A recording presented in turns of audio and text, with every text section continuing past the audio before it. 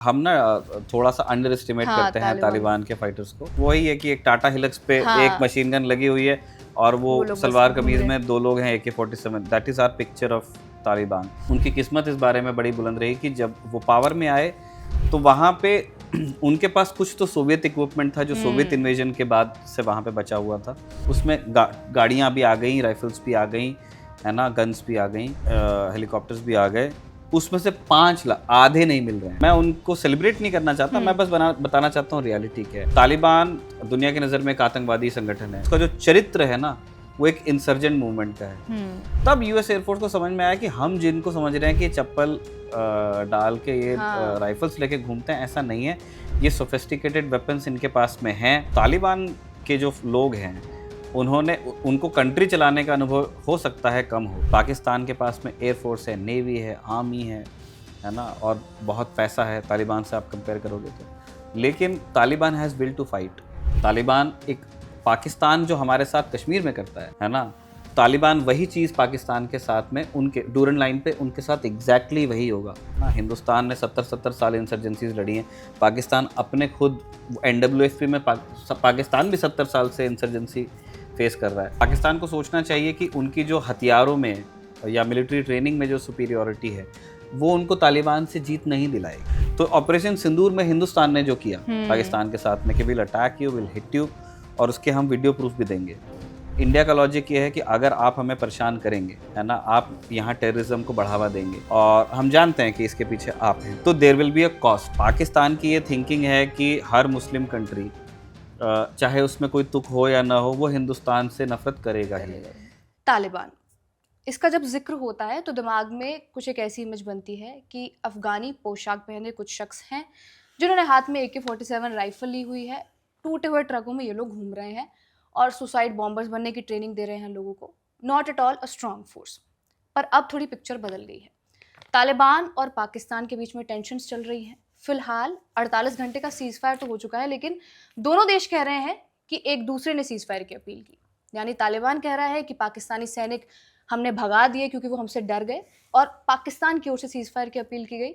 लेकिन पाकिस्तान कह रहा है कि हमने हवाई हमले इतने ताकतवर किए कि तालिबान को सीज़फायर की अपील करनी पड़ी।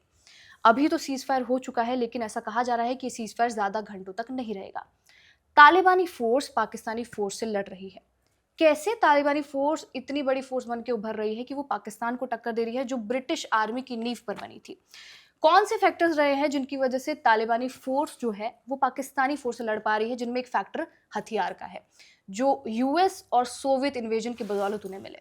आज का शो उन्हीं को समर्पित होगा कि कैसे तालिबानी फोर्सेस अभी जो पाकिस्तानी के साथ टेंशन चल रही हैं उनमें कैसे उभर कर आ रही है, क्या क्या फैक्टर्स रहे हैं कि वो उन हथियारों का इस्तेमाल जो है वो इतने अच्छे तरीके से कर पा रही है, और अब वो आम डीलर की तरह भी काम कर रही है। इन तीनों पॉइंट्स पर बातचीत होगी आज के शो में। हेलो, मैं रिया हूँ और मेरे साथ है निखिल। आप खबरगाह का शो फौजी देख रहे हैं।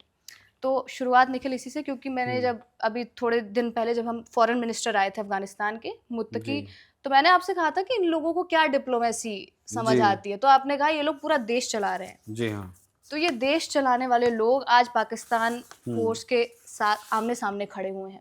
हुँ, हुँ, तो हुँ। क्या सिचुएशन है एट प्रेजेंट, और क्या क्या चीज़ें जो हैं वो अफगानी फोर्स के थ्रू यूज़ की जा रही है पाकिस्तान के अगेंस्ट? देखिए रिया, जो हमारे रेगुलर व्यूअर्स हैं, उन्होंने अब वो जो राजदूत को फ़ॉलो कर रहे हैं, तो साजिद ने भी बताया, उनके एक शो में हमने भी बताया कि ये 9 अक्टूबर का वाक़या है कि काबुल में जो कैपिटल है अफ़गानिस्तान की, और उसके अलावा खोस्त है, जलालाबाद है, पक्तिका है, स्पिन बोलदाक है, इन जगहों पर धमाकों की आवाज़ आई और उसके बाद में ये रियलाइज़ किया अफ़गानिस्तान में लोगों ने और जो तालिबान सरकार है उसने कि ये एयर रेड्स थी, है ना? ये कोई आइसोलेटेड किसी एक जगह पे हुआ हमला नहीं था। तो एयर रेड्स का मतलब तो हम अटैक ही होता है। पाकिस्तान ने तुरंत कुछ कहा नहीं, है ना? उनका था कि इनको करने दीजिए प्रोसेस। लेकिन फिर अफ़गानिस्तान ने किया रिटेलिएट, है ना? उन्होंने यही निकाला मतलब कि ये पाकिस्तानी एयरफ़ोर्स के जेट्स थे, या तो उन्होंने अफ़गान एयर स्पेस में आके या पाकिस्तान एयर स्पेस में रह के ही टारगेट किया है इलाकों को। तो इसका कारण क्या था? कारण ये था कि आप अगर पाकिस्तान से आने वाले, इसको भी हम राजदूत में बता चुके हैं पहले। तो आज का एपिसोड राजदूत और फौजी का क्रॉसओवर हो गया। तो सीन ये है कि पाकिस्तान में लगातार आतंकवादी हमले हो रहे हैं, या मिलिटेंट इंसर्जेंट या टेररिस्ट, वो उस कौन क्या है उसका सर्टिफिकेट हम यहाँ से नहीं देंगे, लेकिन बहुत सारे अटैक्स वहाँ पे हो रहे हैं। आप उनको मिलिटेंट अटैक्स कह लीजिए, आप उनको टेरर अटैक्स कह लीजिए, जिसमें पाकिस्तान आर्मी ने बहुत नुकसान उठाया है। पाकिस्तान आर्मी के लिए ये पिछले 2 दशकों में सबसे डेडली साल रहा है।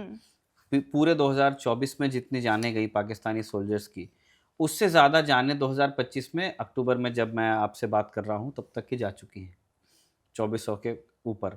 तो उनके लिए सिचुएशन आप देखिए कि जो बलूचिस्तान है वहाँ पे हर तीसरे हफ्ते आपको खबर आ रही है कि जाफर एक्सप्रेस को डिरेल कर देते हैं। उससे एक बड़ा अटैक जाफर एक्सप्रेस का सब लोग जानते हैं, जब ट्रेन को अबडक्ट किया गया, यात्रियों को अबडक्ट किया गया और एक लंबा ऑपरेशन चला के ट्रेन को, उसके बाद से 2 अटैक और हो चुके हैं उस गाड़ी के ऊपर। और पाकिस्तान आर्मी के कॉन्वॉयज़ जो हैं उनको एम्बुश किया जा रहा है लगातार। और बहुत बड़ा डेथ टोल है पाकिस्तान आर्मी के लिए, किसी हमले में 10 सोल्जर्स, किसी हमले में 15 सोल्जर्स।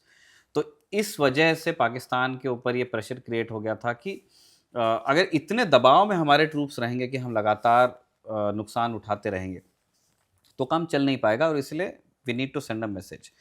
तो पाकिस्तान की अंडरस्टैंडिंग ये है कि बलूचिस्तान वाला जो इलाका है वहाँ पर BLA की वजह से प्रॉब्लम है, और जो बलूचिस्तान लिबरेशन आर्मी है, और उसके अलावा जो उनका NWFP है ना, या जो नॉर्थ वेस्ट फ्रंटियर प्रोविंस, जो वो वाला बेल्ट है, वहाँ पे उनको लगता है कि TTP की वजह से प्रॉब्लम है, तहरीक तालिबान पाकिस्तान। पाकिस्तान के अंदर ये मत है कि जो TTP है, तहरीक तालिबान पाकिस्तान, वो डायरेक्टली अफगान तालिबान के नीचे काम नहीं करती है, लेकिन क्योंकि आइडियोलॉजिकल सिमिलैरिटीज़ हैं दोनों में, इसलिए उन दोनों के बीच में कुछ संपर्क रहता है। और इससे पहले के कई उदाहरण हमारे पास में हैं, जब आतंकवादियों ने, TTP के आतंकवादियों ने हमला किया पाकिस्तान में ट्रूप्स के ऊपर या सिविलियन एरियाज़ पे, और वो रिट्रीट कर गए इनटू अफगानिस्तान। तो पाकिस्तान की अंडरस्टैंडिंग ये है कि ये अफगानिस्तान में जो तालिबान है उसकी शह पर ये सारे अटैक्स होते हैं। वो लोग खुद नहीं करते होंगे, लेकिन वो फैसिलिटेट करते हैं, और इसीलिए उन लोगों ने काबुल में और ये जो जितनी जगह हम आपको बता रहे हैं, खोस्त में, जलालाबाद में, उन्होंने टारगेट किया। अब आप अफगान पर्सपेक्टिव से अगर उसको देखेंगे तो उनके लिए, मतलब जो तालिबान सरकार वहाँ पे है, उनके लिए ये वायलेशन ऑफ सॉवरेनिटी है। उन्होंने भी पुश बैक किया, क्योंकि अफगानिस्तान और पाकिस्तान के बीच में जो बॉर्डर है, जो डूरंड लाइन है, वो एक पोरस बॉर्डर है। उसमें कुछ एक जगह, जैसे इंडिया ने पाकिस्तान के साथ अपनी बॉर्डर को पूरा फेंस करके रखा है, वही जगह छूट गई जहाँ फेंसिंग हो नहीं सकती है। सेम चीज़ हम बांग्लादेश के साथ में कर रहे हैं, है ना, जहाँ पे मतलब एनक्रोचमेंट है या कोई दूसरी दिक्कत है वहाँ नहीं, लेकिन बाकी में हमने कर दिया। और आगे बात चल रही कि शायद म्यांमार वाला जो बॉर्डर है उसको भी इंडिया अल्टीमेटली फेंस करेगा, वो अभी पोरस बताई जाती है। तो अफगानिस्तान पाकिस्तान के बीच में थोड़ा सा ही एरिया है जिसमें कुछ एक फेंस है, बाकी ओपन है। और इस वजह से क्या है, और भाई एक ही नेशनैलिटी के, एक ही एथनिसिटी के लोग दोनों तरफ बसते भी हैं। जैसे पख्तून लोग आपको पाकिस्तान में मिलेंगे तो अफगानिस्तान में भी मिलेंगे। इस तरह की कई कम्युनिटीज़ हैं जो उस इलाके में बसती हैं, इधर भी उधर भी। इस वजह से वहाँ बॉर्डर वगैरह है नहीं। तो ये एक अनरिजॉल्व चीज़ थी पाकिस्तान के दिमाग में कि हमारे यहाँ जो प्रॉब्लम है उसके बीच में अफगानिस्तान है, हमको एक मैसेज देना है, इसलिए उन्होंने अटैक किया। अफगानिस्तान ने फिर जवाबी कार्रवाई की, और अफगानिस्तान के क्लेम्स है कि हमने 50 पाकिस्तानी जवानों को मार गिराया और कुछ पाकिस्तानी पोस्ट को कैप्चर किया। पाकिस्तान की तरफ से काउंटर क्लेम आया कि हमने स्पिन बोलदाक इलाके में 20 अफगान चौकियों को कैप्चर करके रखा है, इस तरह का। लेकिन फिर अल्टीमेटली 15 अक्टूबर को दोनों पक्षों के बीच में एक सीज़ फायर हुई। आप ठीक कह रही थी कि सीज़ फायर को लेके अफगानिस्तान ने कहा है कि ये पाकिस्तानी इंसिस्टेंस पे सीज़ फायर हुई थी, है ना। और पाकिस्तान का कहना है, और पाकिस्तान ने कहा था कि 48 घंटे के लिए अफगानिस्तान ने उस 48 घंटे के पीरियड का भी जिक्र नहीं किया। पाकिस्तानी क्लेम है कि जो TTP का मुखिया है नूर वली महसूद, उसको अफगानिस्तान में शरण मिली हुई थी, तो हमारा उसके लिए ऑपरेशन था और उसके अंदर कुछ कैजुअलिटीज़ हो गई हैं। तो ये इस कॉन्फ्लिक्ट का बेसिक कॉन्टेक्स्ट है। अब जिस चीज़ के लिए हमने इस एपिसोड की रिकॉर्डिंग हम कर रहे हैं, हमें डिस्कस करना है कि पाकिस्तान तो आप जानते ही एक कन्वेंशनल पावर है, एक न्यूक्लियर पावर है, उनके पास आर्मी, नेवी, एयरफोर्स है प्रोफेशनली, जिसको वो ट्रेन करते हैं, इक्विप करते हैं, उनका एक अपना बजट है। अफगानिस्तान कैसे लड़ता होगा पाकिस्तान से, या तालिबान कैसे, क्योंकि वही है कि एक टाटा हिलक्स पे एक मशीन गन लगी हुई है और वो वो लोग बस सलवार घूम कमीज रहे। में 2 लोग हैं AK-47, that is our picture of Taliban. लेकिन तालिबान के साथ उनकी किस्मत इस बारे में बड़ी बुलंद रही कि जब वो पावर में आए तो वहाँ पे उनके पास कुछ तो सोवियत इक्विपमेंट था जो सोवियत इन्वेजन के बाद से वहाँ पे बचा हुआ था।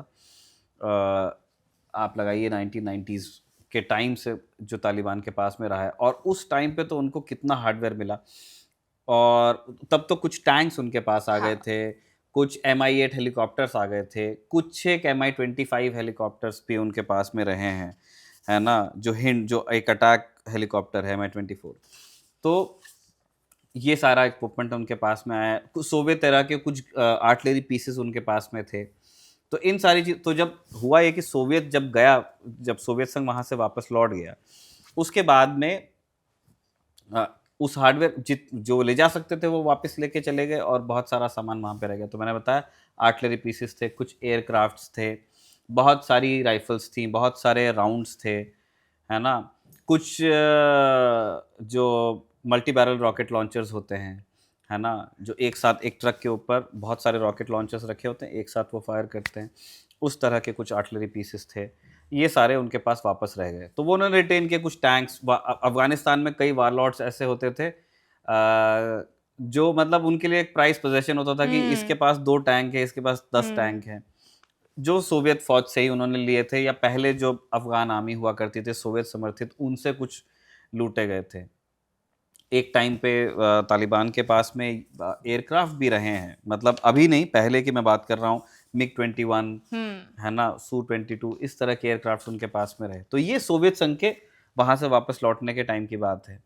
अच्छा, जब सोवियत संघ को अब तालिबान ने हैरेस करके वहां से बाहर निकाला, तभी भी तालिबान के पास में कुछ नॉर्मल हथियार और कुछ सोफिस्टिकेटेड हथियार थे। जैसे CIA फंड करती थी हाँ, ISI को, और ऑपरेशन ISI साइक्लोन फिर, के तहत। हाँ। हाँ, तो CIA का पैसा, मतलब जो डॉलर्स थे पहले पाकिस्तान में आते थे, फिर वो अफगान अफगानिस्तान में। में जाते थे, और फिर वो लोग हथियार खरीदा करते थे। तो उस जमाने के भी कुछ हथियार उनके पास में थे। तो सोवियत बड़ा हार्डवेयर उनके पास में एक सोवियत लोगों के लौटने के बाद आया। अभी जो आप पाकिस्तान तालिबान के आर्सेनल में जितनी चीजें देखते हो, जैसे 2024 में उनके 3 साल जब हुए, तो बगराम एयरबेस जो ट्रम्प चाहते हैं वहां से वापसी आ जाए।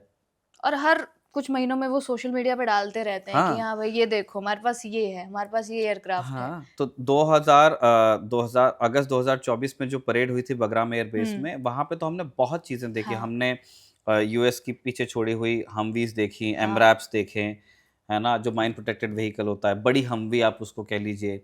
ब्लैक हॉक हेलीकॉप्टर्स थे 3, हमने देखे उसके अंदर। C-130s भी हैं उनके पास। एक C-130 कहते हैं शायद है। तो इस तरह का बहुत सारे राइफल्स तो उनके पास में कितनी हैं, हाँ। मतलब बड़ी एडवांस राइफल्स आप उनको उनके M4 M16 AK तो पूरी सीरीज उनके पास में पड़ी है। मशीन गन्स हैं उनके पास में, ग्रेनेड लॉन्चर्स हैं, RPG, ये पहले भी थे। जब US वापस लौटा तो उनके पास में ऐसा इक्विपमेंट आया जिसके बारे में जो उससे पहले तालिबान ने स्मगल करके हासिल किया था, नाइट विजन डिवाइसेस। अभी मैं ब्लैक हॉक हेलीकॉप्टर्स आपको बता रहा था, बलिस्टिक हेलमेट्स, है ना, जो हेलमेट राउंड का इम्पैक्ट ले लेता है ना, लगेगा चोट लेकिन आदमी का जीवन बचा रहेगा। केवलार के बुलेट प्रूफ जैकेट्स, जैकेट्स उनको है ना, जो हल्के बुलेट प्रूफ जैकेट्स होते हैं, वरना एक सिरेमिक वाला है वो तो बहुत बड़ा भारी होता है, जिसमें केवलार है वो महंगा होता है, जो US आर्मी यूज करती थी, और उन्होंने अफगान आर्मी के लिए फिर दिए। Radio communication devices, year pieces.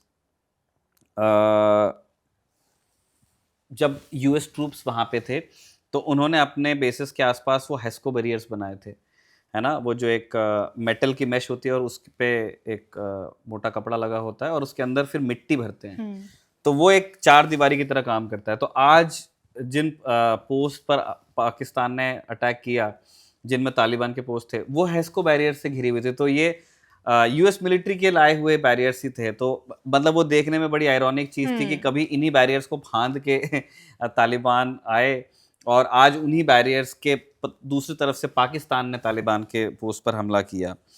फिर वहाँ पे एक छोटा हेलीकॉप्टर होता है MD-530F, हाँ। इसकी कुछ उनके पास में चीज़ें हैं।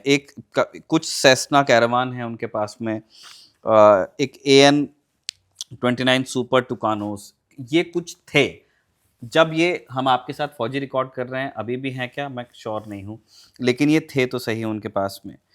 तो इस तरह का बहुत सारे एयरक्राफ्ट्स, और पहले उनके पास में सोवियत आर्टिलरी थी, और अब उनके पास में M114 हावित्जर आई, जो अमेरिकन आर्टिलरी का पीस था। तो इस तरह से उनके पास में सामान बचा। ये माना जाता है कि जब 2021 में यूएस आर्म फोर्सेस वहाँ से वापस गई, तब 1 मिलियन मिलिट्री हार्डवेयर मतलब पीसेस उनके पास में थे, जो यूएस पीछे लेके गया। यूएस के बारे में ये है कि जैसे ये सवाल भी लोगों के इसमें आता है कि यूएस इतना सारा हार्डवेयर वहाँ पीछे क्यों छोड़ छोड़ के के गया। गया। तो ये यूएस की हिस्ट्री रही है। वो एक कैपिटलिस्ट माइंडसेट से काम करने वाला देश है, तो वो उस हिसाब से चलते हैं कि इसकी कॉस्ट क्या है। जितना हार्डवेयर आप लेके गए हो, उसको यूएस तक वापस ले जाने का कॉस्ट क्या। आप अफगानिस्तान देखिए, हिंदुस्तान के बिल्कुल बगल में है ना, बीच में एक छोटा सा पाकिस्तान आता है, फिर अफगानिस्तान है। वहां से आपको यूएस लेके जाना है, वो 10 आवर की मतलब 10 घंटे की वो फ्लाइट है, और आपको इतना सारा हार्डवेयर क्या आप उड़ा के लेके जाओगे, या आप दोबारा वाया पाकिस्तान आओगे और पोर्ट्स पे वो लादा जाएगा, या चाबहार में होगा, या ग्वादर में होगा, या कराची में होगा, और फिर वहाँ से शिप्स को आप दोगे। तो वो एक बड़ा उनको लॉजिस्टिक्स चैलेंज लगा। तो उन्होंने क्या किया, जो क्रिटिकल हार्डवेयर वो मानते थे वो लेके चले गए।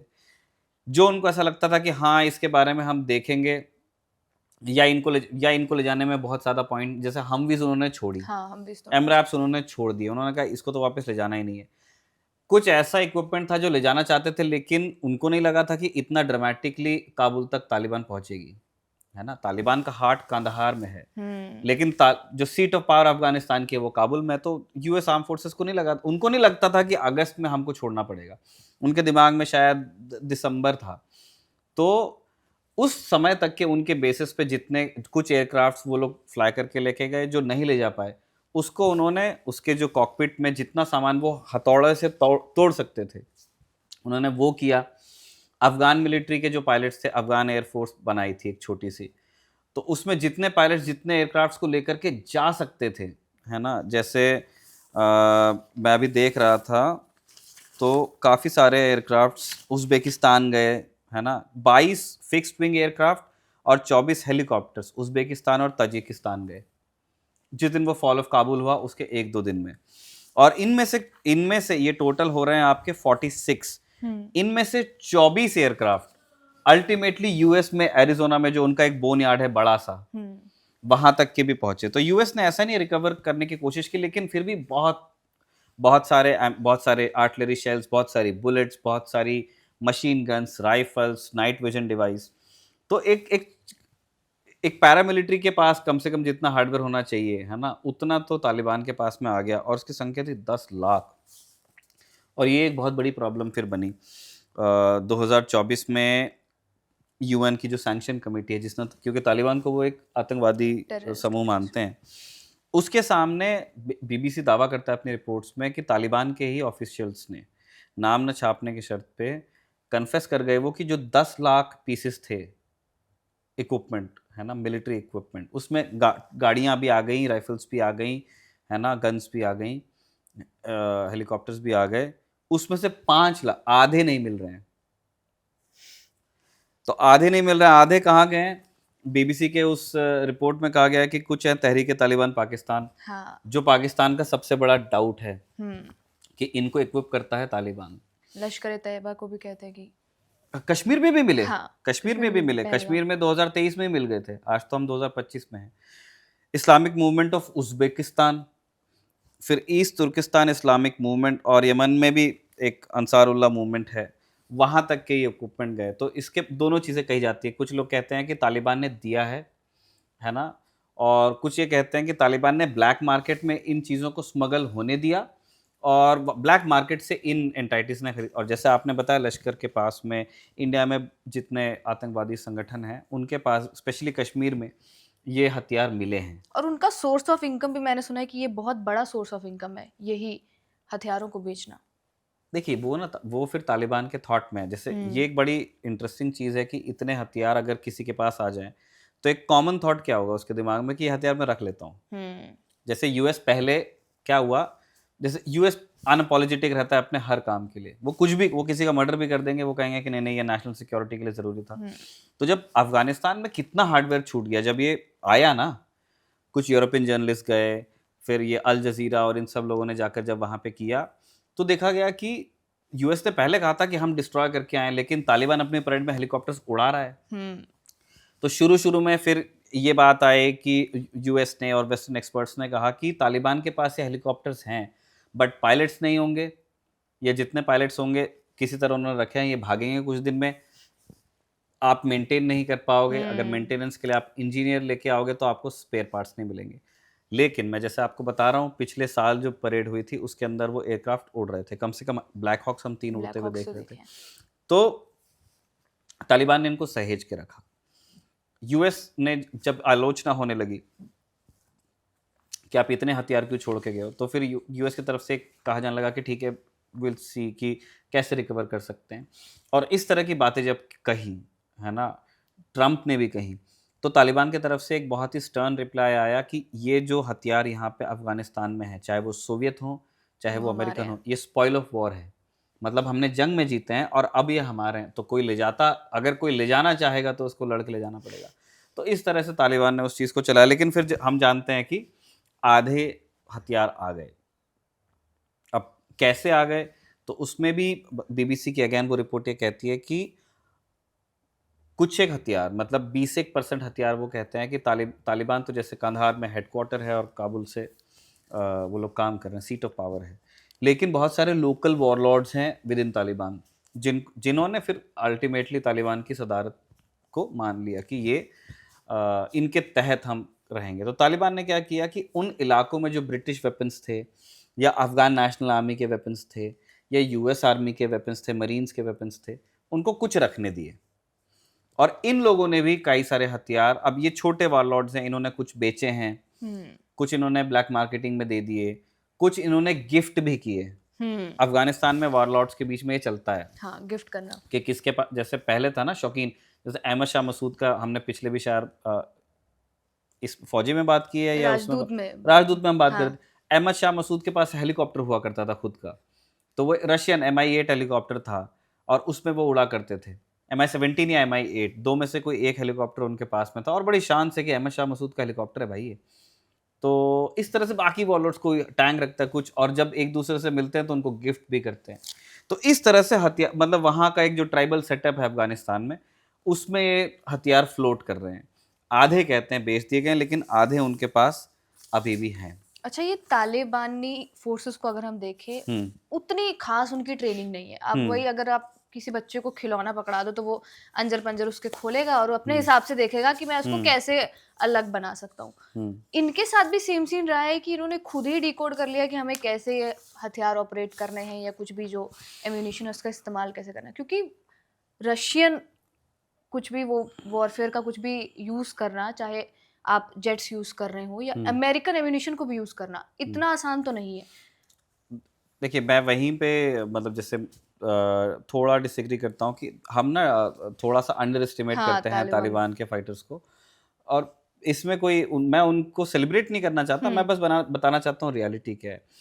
तालिबान दुनिया की नज़र में एक आतंकवादी संगठन है, लेकिन एक आप उससे देखेंगे समझने के आसानी से, उसका जो चरित्र है ना, वो एक इंसर्जेंट मूवमेंट का है। तो एक उसका सोसाइटी से कुछ कनेक्ट है अफगानिस्तान में। मैं वो सही है गलत है, मॉरली उसको कैसे देखना चाहिए, उससे हट के कुछ कह रहा हूँ। तो अब इंसर्जेंसी क्या है, एक तो इंसर्जेंसी का अपना एक इनर्शिया होता है, मैं बता रहा हूँ उनका मोटिवेशन कहाँ से आ रहा है, और बहुत लंबे समय से ये चल रहा है।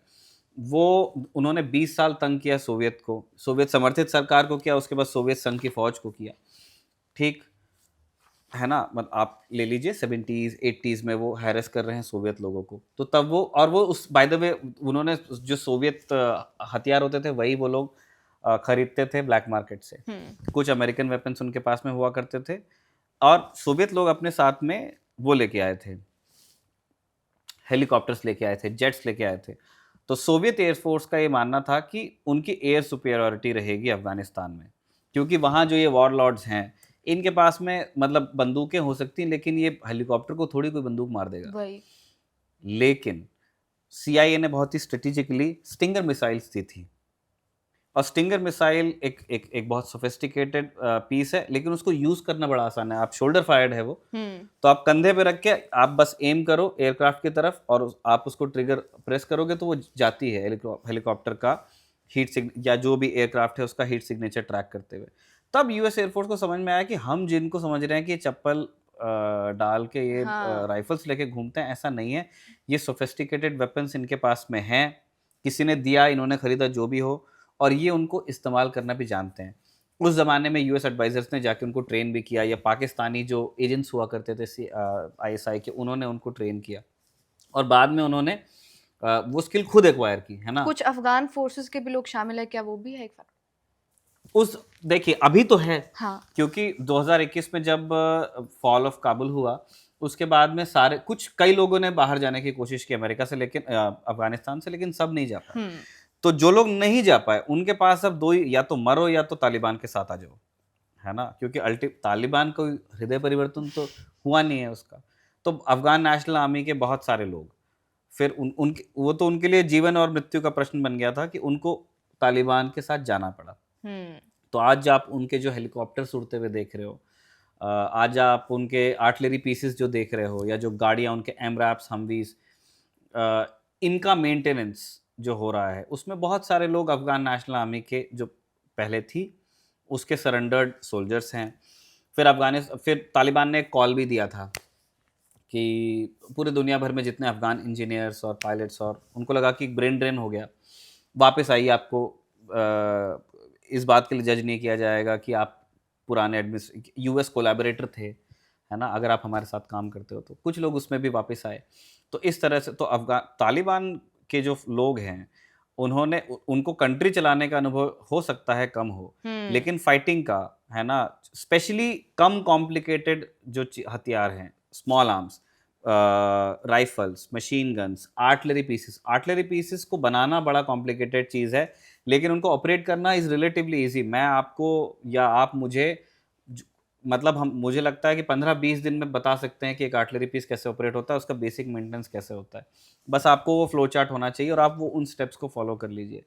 इस तरह से उन्होंने अपनी ताकत को ज़िंदा रखा है। पाकिस्तान कई बार तालिबान को सेलिब्रेट भी करता आया है, हाँ, 2021 में तो कर रहा था। पर अब आप उनकी सिचुएशन देखेंगे तो उनकी कंट्री में ही तालिबान की वजह से टीटीपी जो है वो मतलब जी। अलग ही माहौल बना के रखा हुआ है। तो क्या लगता है कि वो जो सेलिब्रेशन था वो उनको भारी पड़ रहा है? देख, one word answer is yes, लेकिन आप अगर उसको ज़ूम आउट करके देखेंगे, है ना? मतलब हमने वेपन्स ऑफ तालिबान हमारा आज का शीर्षक था, तो हथियार हमने बता दिए क्या हाँ। उनके पास में है और वो कैसे मेंटेन कर रहे हैं। देखिए, ज़्यादा मैं ये भी जोड़ना ही चाहता था कि पाकिस्तान और तालिबान के बीच में जो हमने अभी क्लैश देखा है, उसका बड़ा कारण तालिबान के हथियार नहीं है, या बड़ा इनेबलिंग फैक्टर तालिबान के हथियार नहीं है। वो इंडोक्ट्रिनेटेड एक समूह है जिसकी एक अपनी सोच है। मैं तालिबान की बात कर रहा हूँ। उनका एक थॉट है, तो उसी थॉट के तहत वो टीटीपी को सपोर्ट करते हैं। हाँ। अब पाकिस्तान को ये चीज़ अखर रही है कि भाई, जब तक कि वो किसी और को तालिबान तंग कर रहा था तब तक के बहुत अच्छा था।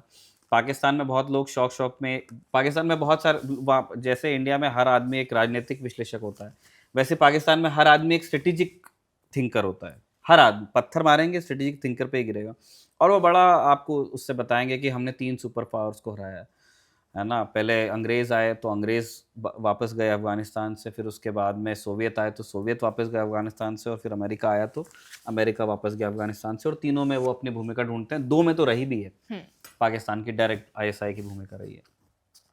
तब आप सेलिब्रेट कर रहे थे, अब आपको लग रहा है कि ये हमारे लिए प्रॉब्लम बन रहा है, तो आप ये कह रहे हैं। पाकिस्तान का अब ज़्यादा बड़ा प्रॉब्लम ये बनेगा। देखिए, पाकिस्तान एक प्रोफेशनली ट्रेंड आर्मी है, प्रोफेशनली इक्विप्ड आर्मी है। उनके पास एयर सुपरियॉरिटी भी रहेगी जब तक कि वो इस तरह की रेड्स करेंगे काबुल के ऊपर, कांधार के ऊपर, के गए 2-3 बॉम्ब डाल के आ गए। लेकिन ये चीज़ अगर मतलब अगर ये जो 1 या 2 दिन का संघर्ष है, या जो बॉर्डर एरियाज में जो आपने अटैक्स किए, वहाँ उससे अगर ये बाहर जाता है तो फिर क्या होगा कि ये बात मान सकते हैं आप कि तालिबान के पास उतने इक्विपमेंट नहीं है।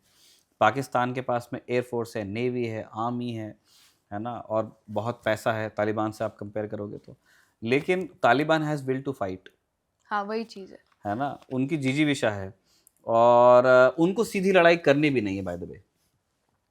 तालिबान एक पाकिस्तान जो हमारे साथ कश्मीर में करता है ना, तालिबान वही चीज़ पाकिस्तान के साथ में उनके डूरन लाइन पे उनके साथ एग्जैक्टली वही होगा। ऐसा कभी नहीं होगा कि अफगान एयरफोर्स कोई आएगी या वो 3 ब्लैक हाँ हॉक जाएंगे और इधर से JF-17 ये नहीं होगा।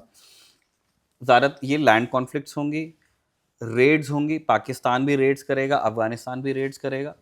और रेड्स में क्या है कि आपकी स्किल मैटर करती है कि जिसने रेड प्लान की है और जिसने रेड एग्जीक्यूट की है उसने क्योंकि जनरली उसमें स्मॉल आर्म्स का इस्तेमाल होता है, टेक्नोलॉजी का कुछ फर्क पड़ जाएगा कि कौन अपने साथ ड्रोन्स लेके आया है, कौन अपने साथ क्लोज एयर सपोर्ट। पाकिस्तान का हाथ मजबूत है, लेकिन अगर एक इंसर्जेंट इन्वायरमेंट में वो जाकर के लड़ेंगे, वो लड़ाई इजी नहीं होने वाली है ना। हिंदुस्तान ने 70-70 साल इंसर्जेंसीज लड़ी हैं, पाकिस्तान अपने खुद NWFP में पाकिस्तान भी 70 साल से इंसर्जेंसी फेस कर रहा है, कोई क्वेल नहीं कर पाया। तो पाकिस्तान को सोचना चाहिए कि उनकी जो हथियारों में या मिलिट्री ट्रेनिंग में जो सुपीरियॉरिटी है वो उनको तालिबान से जीत नहीं दिलाएगी। और अगर इफ़ पाकिस्तान एंटर्स अफगानिस्तान और if Taliban chooses to enter Pakistan या इन्फिल्ट्रेट, कुछ तो उन्होंने किया ही है, तो ये ना ड्रैग होने लगेगी फिर चीज़। वही चीज़ ये किसके पास कितना बड़ा हथियार है उससे ज़्यादा कौन लड़ने को लेके कितना सीरियस है उसकी बात है। पाकिस्तान इज सीरियस वाई, आप ये देखोगे ना, आप तालिबान ने क्या किया, उनके पैंट्स हाँ पाकिस्तानी सोल्जर्स के चौराहे परेड थे। किए, और पाकिस्तान ने भी उन जो अटैक्स किए थे अफगानिस्तान के ऊपर उसके वीडियो बनाए थे। तो ऑपरेशन सिंदूर में हिंदुस्तान ने जो किया पाकिस्तान के साथ में कि will attack you, will hit you, और उसके हम वीडियो प्रूफ भी देंगे, है ना, आपको शर्मिंदा होने के लिए। इंडिया का लॉजिक ये है कि अगर आप हमें परेशान करेंगे, है ना, आप यहाँ टेररिज्म को बढ़ावा देंगे और हम जानते हैं कि इसके पीछे आप हैं, तो there will be a cost. हम इस बात का वेट नहीं करने वाले हैं कि एक जांच होगी, कोई जज बताएगा कि पाकिस्तान इसके पीछे था, आपने किया, हम आपको हिट करेंगे। पाकिस्तान यही चीज़ ट्राई कर रहा है विद तालिबान, इसीलिए उन्होंने वीडियोस बनाए, इसीलिए उन्होंने एयरफोर्स यूज़ की, इसीलिए वरना काबुल को टारगेट करने को, भैया आपको अगर तालिबान को ही मैसेज देना है, अटैक कंधार, है ना, आप उसका कोई, क्योंकि जो हार्ट है तालिबान का वो काबुल में नहीं है, वो कंधार में।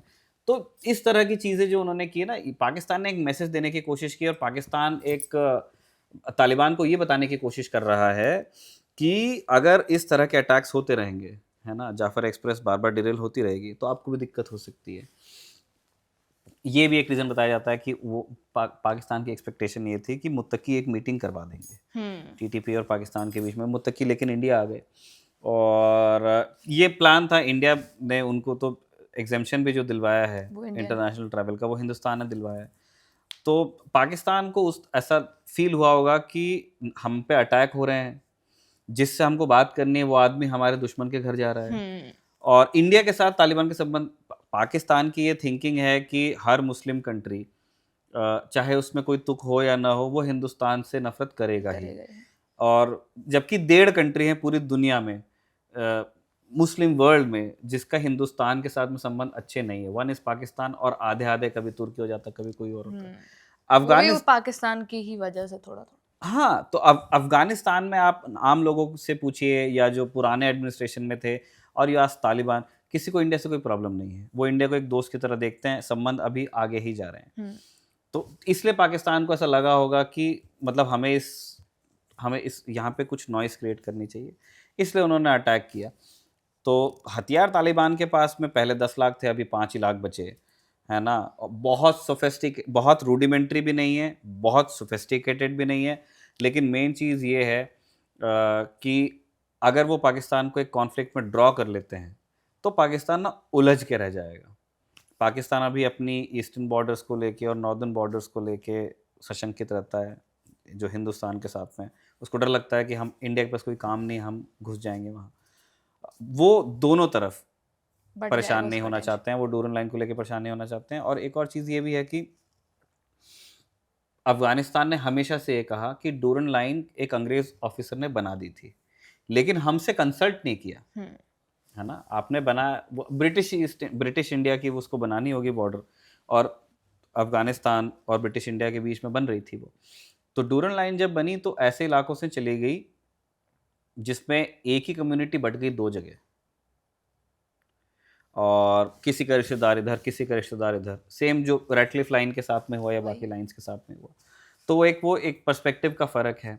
अफ़गानिस्तान की हिस्टोरिकली उनकी अंडरस्टैंडिंग है, अफ़गानिस्तान ने बनते ही हिंदुस्तान को रिकॉग्नाइज़ किया 1947, पाकिस्तान को नहीं किया। पाकिस्तान जब यूएन में एंटर कर रहा था, अफ़गानिस्तान ने मना किया कि मत लो। तो इस तरह से उनके बीच में हिस्ट्री, और डूरन लाइन को लेकर अफ़गानिस्तान को लगता है कि हमारे साथ धोखा हुआ, वन।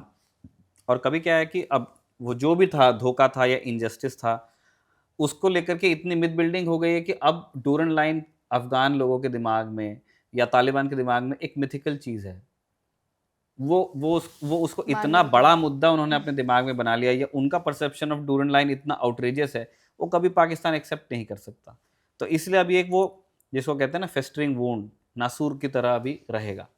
तो मुझे लगता है काफ़ी कुछ कवर हो ही गया है जी। तालिबानी फोर्सेस के बारे में, कैसे वो पाकिस्तान से लड़ रहे हैं यूएस के जाने के बाद, और सोवियत इन्वेजन से उनको कैसे फ़ायदा हुआ, और एट प्रेजेंट तालिबान की क्या सिचुएशन है। आपका इस एपिसोड के ऊपर क्या कुछ कहना है, हमें कमेंट करके ज़रूर बताएं। जल्दी हम फौजी का अगला एपिसोड लेकर भी आपके सामने हाजिर होंगे। धन्यवाद। हैप्पी दिवाली। हैप्पी दिवाली।